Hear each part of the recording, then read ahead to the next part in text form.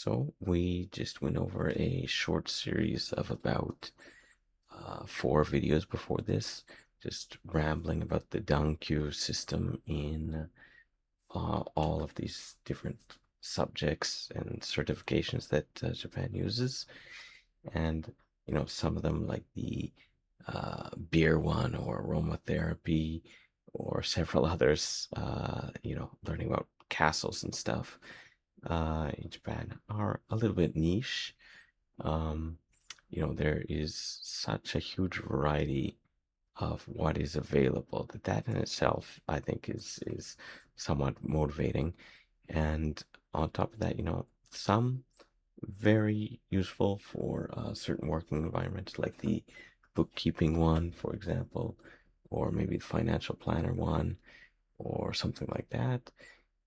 Whereas some are very sports specific, like there was the one for diving, there was ones for swimming, judo, there's ones for shooting, or even beam shooting. There's all different kinds here. And, most of these would depend on the specific sport that you're doing, but I'd say any of them could potentially apply to the overall idea of if you are getting enough uh, experience in physical activity in sports in general, for example.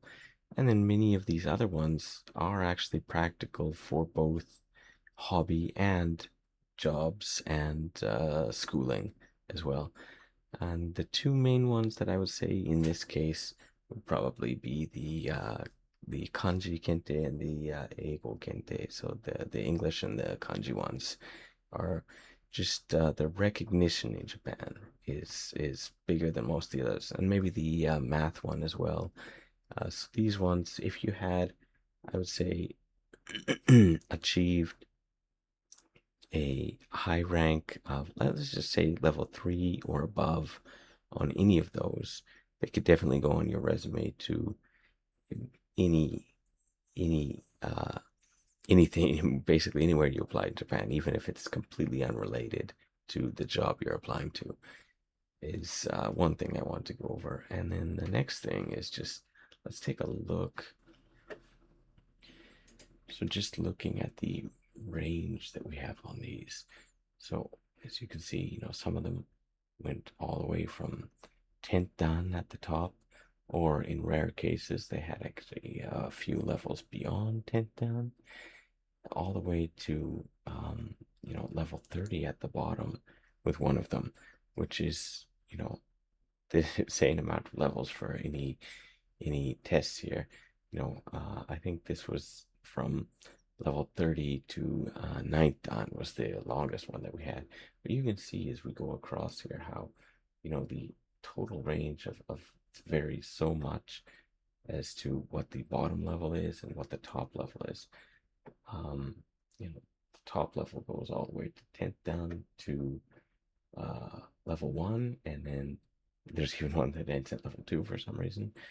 And the bottom is all over the place, right? Where it starts, what the lowest level is.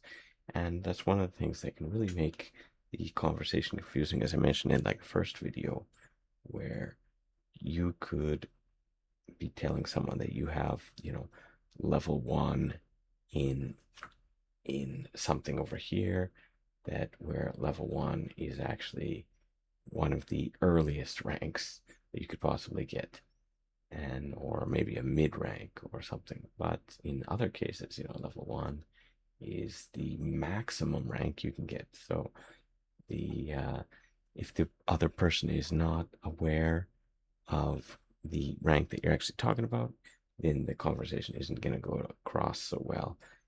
And this actually does come up with when I talk to people about ones that either my son or I have, and I'm trying to explain something about it. It's more often than not the other person doesn't know precisely what is on that test. So if it is related to something that most people would have already experienced in school or have some understanding of in school, I'll often relate it to, like, the mathematics level 11 is school grade 1, whereas the kanji for level 10 is grade 1, and so on, right? And that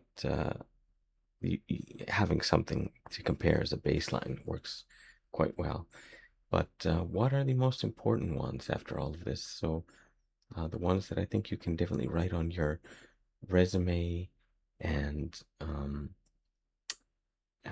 for any job, of course, the specialty ones you want to write on those specialty jobs. But if you have like if you're applying for a job in Japan anyway, and you have the English certification, that one you'd want to write. The kanji certification, that one you'd want to write. Mathematics, I think this is another one that enough people know that you could just write it if you have like level 3 or above or something, and just want to get across the point that uh, you definitely have some mathematical ability anyway. And especially if you have like level 1 or pre-1, um, there's probably a big enough understanding that a lot of people that know that this is not like just a simple task that anybody could have got, right? There are definitely some that have cultural importance, I would say, which would be, like judo and kendo, and maybe karate and ego shogi, shodo, that sort of thing. But then there's others with more practical uses, like the English test, like I mentioned before, and the kanji, the science and math tests, and maybe the bookkeeping, financial planning, that sort of thing. They're practical, as in based on like what you're trying to do. Of course, any one of these could technically be practical, um, but they're the ones that you probably most likely find on a resume for uh, many types of jobs. But financial planner, probably more financial planning type of resume. And then there's a lot of niche ones, like, we went over the kendama, the ball and cup, the coffee instructor, uh, the sort of Japanese makeup one we went over, blow darts, um, making soba, Japanese castles, Kyoto tourism, all that sort of thing. So, not every rank means the same thing as we went over, but, being able to have these also sort of helps build a community, I think, because once you actually get involved in trying to level up in one of these ranks, you will most likely at some point encounter other people who, you know, have tried these or are trying these or want to try these. And if you actually go to a physical test location, as many of them have, you'll meet other people who are also attempting the same things as you. And I think it's a chance to make friends or acquaintances as well. Although, to be honest, most of the ones that I've done, you don't really have much opportunity to speak to other people who are taking these tests or exams. So the community it exists, but it's not really a talkative community a lot of the time. But maybe in more of the sports circles, you get a few more friends. So I just want to sort of, show the range one last time before ending this series of exactly, how huge this whole system is, and just show everybody again, this is this this is like what we use in Japan, and I think there's probably similar systems in other countries that I'd be interested to hear about.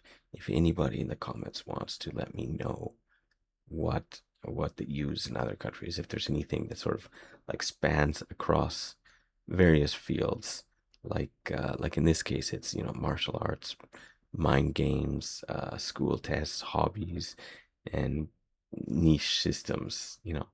And some of them uh, to the general public would matter more than others, but the whole Dan-Kyu system, having up to whatever Dan from whatever level in the bottom goes across all of these to an extent. So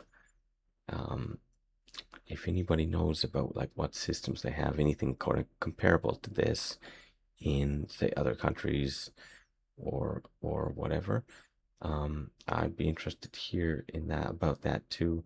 And there's one thing that I didn't actually end up talking about, which is the systems that are reversed, where the levels, level 1 is actually the lowest level, level like 8 would be the highest level in some very rare certifications. And one of the major ones that actually does this is like government official jobs.